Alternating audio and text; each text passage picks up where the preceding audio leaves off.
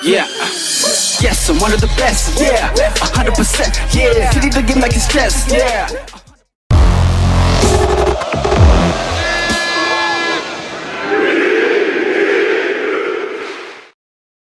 Okay, what's up? What's poppin', everybody? It's your boy Valdo in the cut. This is We Are the Fans TV, and we're back here with my counterpart JJ. Bringing in all your news when it comes to football and other sports. Of course, we are, of course, witnessing the UEFA Euro 2020 tournament progress, and we have seen the teams go on to the finals. But just before we get there, we have, of course, it's been a journey for very many teams. A couple of teams we did see in the quarterfinal. There were a couple of matches, and we did see Switzerland face off against Spain in a 1-1 draw, which did end 3-1 on penalties, of course, at extra time. After extra time, we did see Sergio Busquets hit his first penalty off the post. Did also see Akanji and Fabian Schär get their penalties saved by Unai Simon.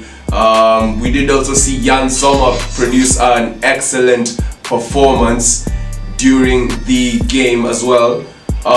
We did also see Belgium come off one goal that was 2-1 loss to the Italians. The Italians, of course, completing the Italian Renaissance against Belgium. Of course, Romelu Lukaku scoring a solo goal for the Belgians, and we did see Lorenzo Insigne produce a worldy goal, of course, a few yards across the 18-yard box to beat Thibaut Courtois to the left bottom corner.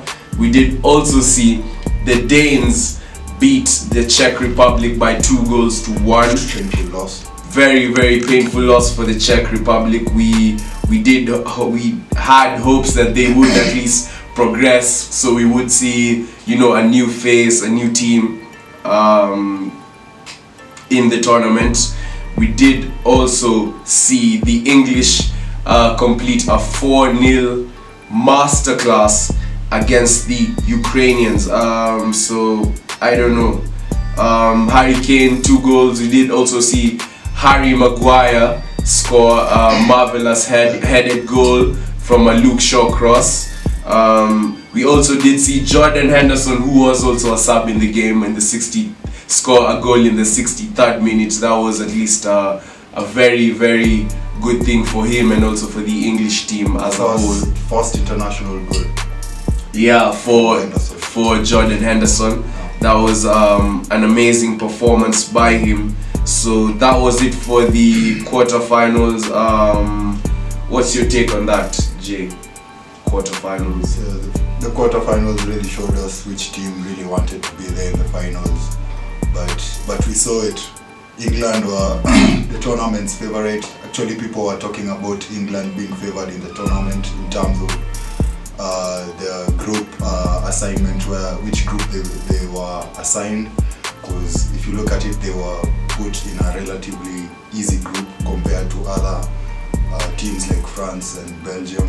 But it is what it is, Teams are there to compete, and England showed their firepower, and Italy too. So I'm an Italian favorite right now because Portugal knocked out. Yeah, unfortunately. So right now I'm waiting up for Italy to win the cup. Of course, that is amazing. Moving on swiftly into the semis, we did see Italy face off against Spain. They did come off to a 1-1 draw against the Spanish, which resulted into a 4-2 win for the Italians on penalties. Roberto Mancini's men performing absolutely marvelous. We did also see Alvaro Morata just pass the ball to Gianluigi Donnarumma rattling like always. Of course, we did also see in the same game marvelous color by Federico Chiesa, the Juventus forward. We did also see Alvaro Morata score the equalizing goal in the same game, but unfortunately got a penalty denied by Gianluigi Donnarumma. So that was quite interesting. And moving on to the other semi-final game, we did see England come off to a 2-1 win against the Danish international. We did see Kasper Hjulmand's men, Mikkel Damsgaard, free kick, marvelous free kick goal against Jordan Pickford. I don't know what you have to say about that.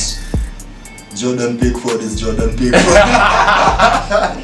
Yeah, we've had this discussion a couple of times behind the scenes. Yeah, but you know, Pickford, the England Pickford is quite different from the Everton Pickford. Because if you look at it, the defenders who are protecting Pickford from the goal is when you look at the Everton squad. Yerry Mina. Yerry Mina is not someone to look at. In a huge perspective, but when you come to the English squad, we have the likes of John Stones, Harry Maguire, and if maybe an injury comes through, we have Tyrone Mings. You know, we have really solid players who can help out the defender, the goalkeeper. So yeah, Pickford is Pickford, bro. Speaking of Yerry Mina, we did see him miss a penalty that did of course take Argentina to the Copa America finals. I don't know, there was Messi and the Argentinian keeper had of course taunted Yerry Mina just before he took his penalty. And actually it wasn't only Yerry Mina who missed a penalty. Jadon Sancho also missed a penalty. Edwin Cardona also missed a penalty. So but if you look at that game, I never really watched the game, but according to the stats I saw, Emiliano Martinez was really influential in that game.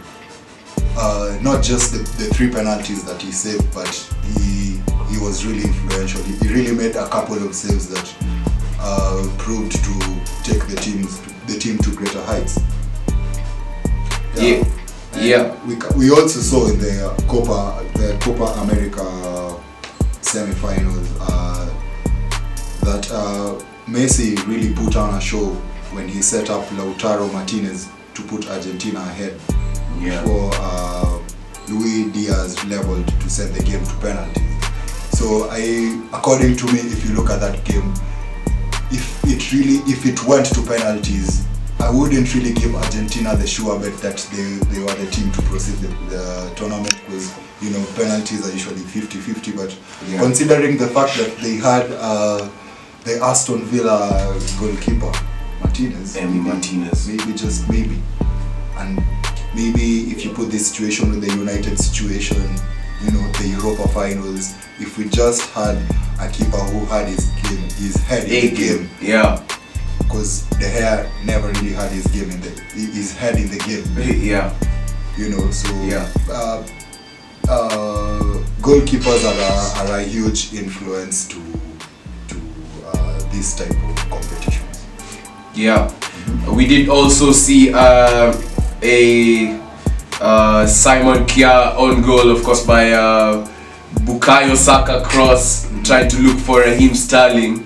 And that was the build-up play pass was from, of course, Harry Kane. I don't know. Now we did also see Harry Kane score a rebound penalty in the 104th minute against the Danish, which actually did send them home. Painful loss. A very, very painful loss.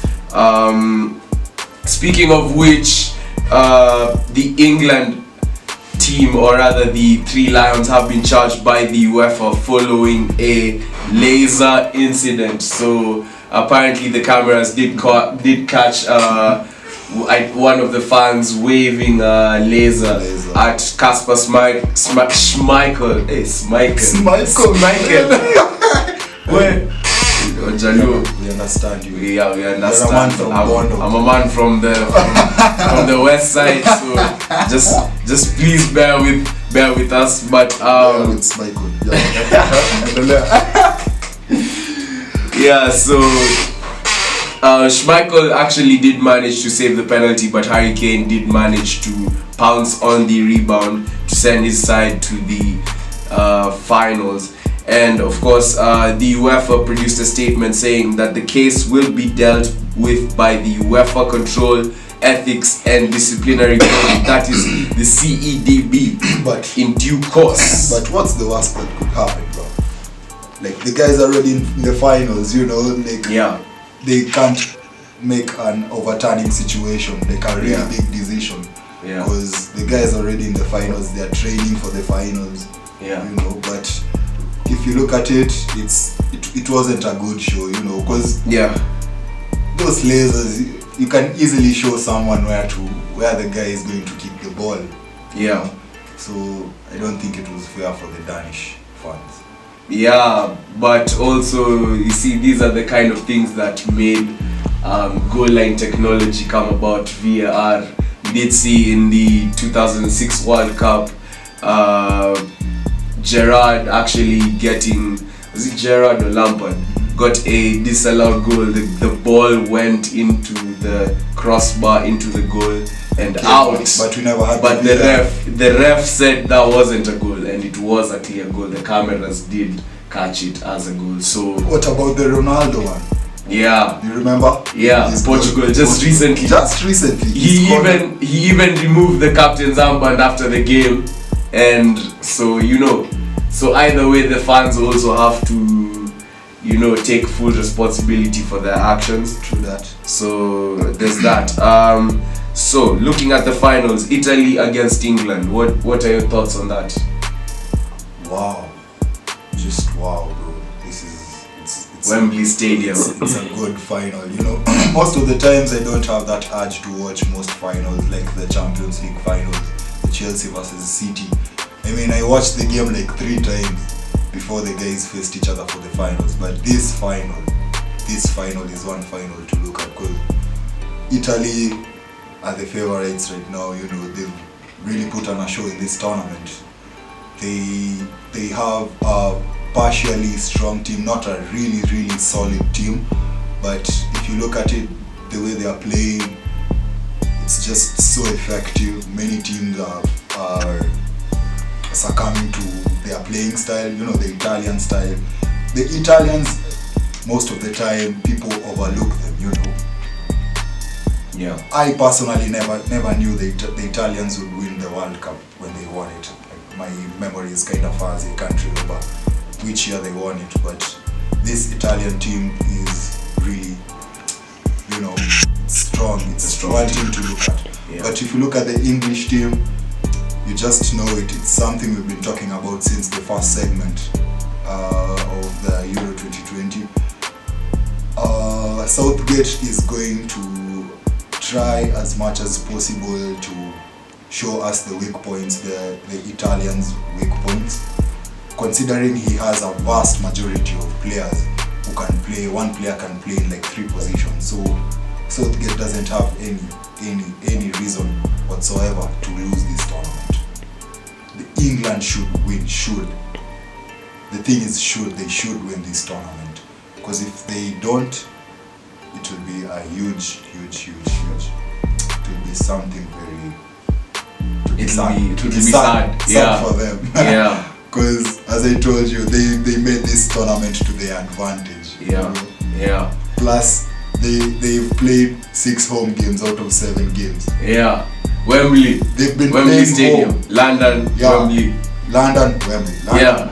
Literally, they've been playing home, so that's an added advantage. That's why I'm saying England must win. Uh-huh. Yeah. What do you think? Personally, I do think Italy will run away with this, except for the fact that they are without the in Kenya we call them beki wa kupanda na kushuka. Leonardo Spinazzola, who did come off to a torn Achilles tendon against the Belgian squad. He did produce a marvelous performance throughout that game. Though I do believe the Italian squad has a certain depth to it. We've seen Lorenzo Insigne just doing wonders. Masterclass. That midfield with Nicolo Barella, Verratti, Jorginho, Locatelli on the bench. Chiesa, Immobile at the front. Immobile has actually gotten a lot of spite for being the fastest player to recover on an injury. You did see against the Belgium squad, he fell down in the penalty box, and then when they did score, he did of course wake up very fast to celebrate with them. So it's tactics. It's in the game. It's those moments in the game where you have to get your head in the game. I did see Thomas Vermaelen shouting to the ref, "Hey bana, the guy is down." So during that moment is when actually there was a build up to a goal. So I do think the Italians will run away with this. They have a very decorated defensive line. Giorgio Chiellini and Bonucci. And the way they sing the Italian anthem when the game starts is just so passionate. It's like they really love their country. Then it's shocking because the Italian defense is just the Juventus defense. How did Juventus perform this season? Not their best season. What position did they I think third to fourth. They did actually manage to qualify for the Champions League by a whisker. So they cleared on the fourth position. Then they did win also the Coppa d'Italia, after which of course the coach Andrea Pirlo was sacked. So that was quite unfortunate for Juventus. We yet to see if Cristiano Ronaldo is moving away from Juventus. We're yet to find out. Moving on swiftly, also the Copa America finals are with us. We are going to see the two Barcelona greats, Neymar and of course Lionel Messi, face off against each other in the final. I don't know, what are your thoughts on this, Jay? Of course I'm a Brazilian favorite. Santos, Neymar Jr. is just one of the underrated players we have in the planet right now. Like what he's accomplished is really undershadowed, or rather whichever makes sense to you. But thing is, I think Brazil, I'm going with Brazil, because if you look at Brazil, it's one team that it doesn't have a lot of stars, maybe just Neymar, Fred. The other players, they are struggling in their respective clubs. But it's not like I'm criticizing Argentina, though they have Messi, they have Aguero, but Lautaro Martinez. They got to the finals, as in they are wishy-washy. It's not a strong team, Nikawa na bahatisha. Otamendi. Otamendi. Adama Traore ended Otamendi's career. Bro, the same thing twice. Twice to Otamendi, home and away, bro. But anyway, Argentina. Okay, guys are going to go with Argentina because of Messi. Messi hasn't won any international cup, and he's looking forward to winning his first international cup. The GOAT talk is going to really come in this game. I'm really sure the GOAT talk is going to come in, because Ronaldo won the Euro 2020. The Euro 16. Euro 16, he won it, so he has an international cup, but Messi doesn't. So Brazil is going home with this, bro. I think I have the same sentiments. I'm not really much of a Messi fan myself. I mean, he's been no offense, Messi. No offense, Messi. I mean, we do appreciate your style of play, but honestly, I'm a Ronaldo fan and Neymar fan as well. But what do you think? What if the game goes, it closes in, and they need to go to shoot the penalties? What do you if we it goes to penalties, it's going to be tough for the Argentinians because Ederson Moraes is in goal for the Brazilian. Martinez. This is like Martinez, bro. Yeah. That's why on penalties. On penalties. Martinez on penalties. Guy, you know, I've been owning Martinez for the longest time for the fantasy Premier League fans. Emiliano Martinez was my goalkeeper for the whole season has almost 34 game weeks. 38. I own 38. Yeah. I owned Emiliano Martinez for almost 32 games. 32 games. He topped the season last season with the most clean sheets and the most saves. And the most saves in a game. I think almost 9. Coming in off loan from Arsenal. Imagine. Yeah, it's quite a remarkable performance by him in the Premier League. Yeah, so that's why I'm saying if it goes to penalties, I think it's just a tricky situation. It will be a 50-50 situation. Because you've mentioned the goalkeeper, the Brazilian goalkeeper, bro. I don't even know the Brazilian goalkeeper. Ederson. Yeah, Ederson ain't nothing to United. Oh, it's Ederson. What am I saying? It's McTominay from midfield. City fans, I hope you're watching. I'm sorry, man, but you guys are our wives, man. You guys are our wives. So on to also some news. We have seen Olivier Giroud move on from the Chelsea side on to AC Milan for a new is it a 3-year deal, 2 years? But yeah, Olivier Giroud is now an AC Milan player. What do you make of that? I think it's a really good move because the AC Milan side, they've strengthened their attacking prowess. Yeah. Especially if the manager can try and figure out a formation where Ibrahimovic can play with Giroud at the same time. Not that Giroud is the substitute to Ibrahimovic. Because if you look at Giroud, he's not the type of player who, you know, the tiki-taka type of player, the possession type of player. Is the type of striker who likes to hold back and play the false nine and give room for the wingers to do their thing. Especially, he's really good with tap-ins and headers, so bruv, that's a really good signing for AC Milan considering he's been warming the bench, and I don't remember any instant or season where Giroud never really put on a show, never had stats, because he won Chelsea the Europa League. You remember? Yeah. Yeah, he won Chelsea the Europa League. He won Chelsea and the FA Cup. Two cups, I can't forget that. Yeah. Giroud is one of my favorite strikers since he came from Arsenal. Yeah. Okay, that's amazing stuff. Jadon Sancho is now a Manchester United player. I don't even know how to put this, man. I don't have any words for this. You know, they've been saying, oh, United, you've been talking about Sancho all this time. Now Sancho is here. So what do you make of that? Sancho, whoa. United has been playing without a right winger for a really long time. Okay, not that I'm overshadowing Greenwood. Daniel James and Greenwood, yeah.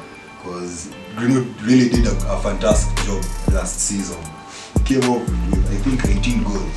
Yeah. So considering he's a I would say a rookie. Yeah. Yeah, he really put on a good show last season. So Jadon Sancho is a tactical player. He's a really good tactical player, but it depends with the manager. But I'm a huge critic of Ole Gunnar. So it just depends with how Ole Gunnar is going to use Jadon Sancho, which tactic he's going to put in place. Because even in the past I've been having discussions with other pundits about a player like Foden or Greenwood. Is he a tactical player or a technical player? You know, there's a huge difference there. Yeah. And that's why a player like Foden is usually a technical player. You know, I think that's a really good signing for United. In terms of attacking prowess, I think we're really going to get a lot of goals next season. It's a really, really good signing. Yeah. So we just hope Ole Gunnar is going to make the other signings, man. Yeah. Yes, of course, seeing United making a 30 million bid for Eduardo Camavinga, we're yet to see how that turns out. We are also seeing, I don't know, what do you make of Harry Kane? Is he leaving? Is he staying? Daniel Levy wants him to stay, ideally. Yeah. Tough call. It's a tough call. Yeah. It's a tough call. That's all I can say. Yeah. So we are also seeing what's this? There's been a lot of transfers. There's been a couple of transfers happening. We also saw Guendouzi. Finally, he got his way out of Arsenal. You know, it's been having a hard time with Arsenal. He never played the whole year last year, so I'm happy for him. I don't know why Arsenal is the team which usually has issues with players, because they had issues with Ozil, although it was something political. But I mean, why Arsenal? You know? Yeah. At that time, we wouldn't have asked that question, but right now we are having Matteo Guendouzi leave. Yeah, so it's just ugly for them as a big club, you know. Yeah. So we also have PSG. They backed their transfer also. Sergio Ramos. We saw he went there for free. Was it for free? For free. Right? Yeah. So we also looking forward to see a really strong Paris Saint-Germain side next season. Yeah. Because he's going to play centre back with Marquinhos or maybe Kimpembe. So personally, I'm a PSG favorite next season. Okay. So closing in on the news, we did see Jose Mourinho, of course, snub off the media during his press release at AS Roma. I don't know, what do you make of that, man?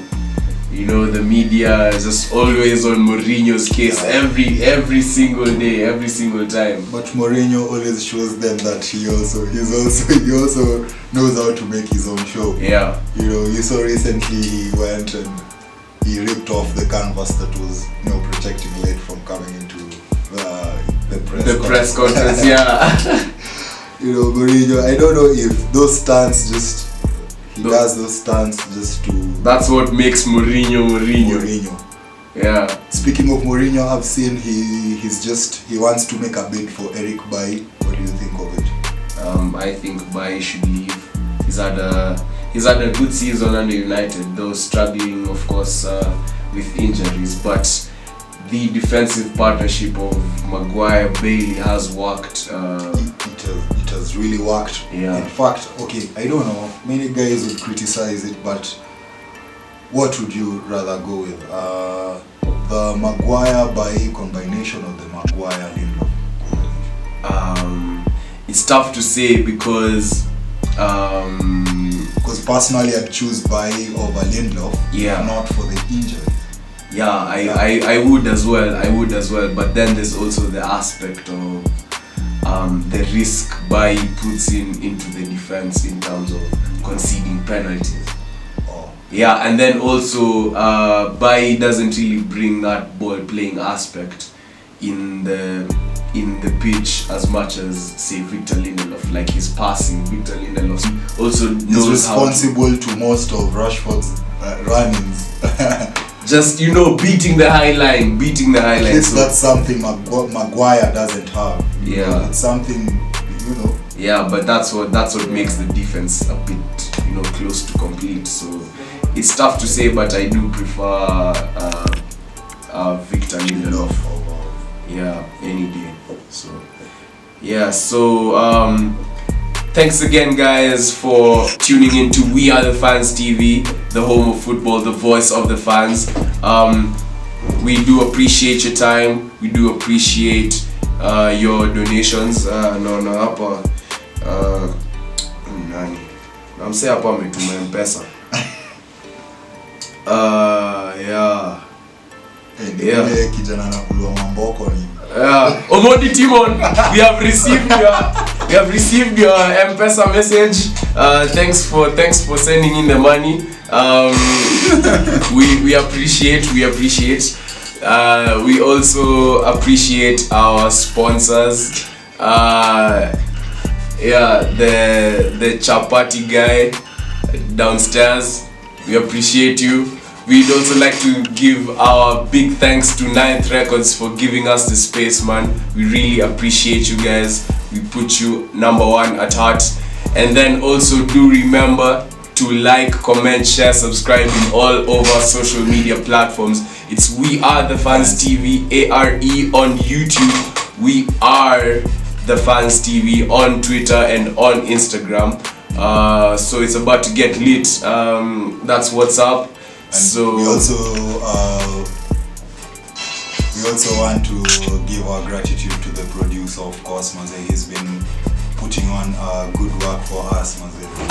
You're rendering. Yeah. And definitely, guys, if you never had it here, it probably never happened. Yeah. Peace. So peace. See you next time.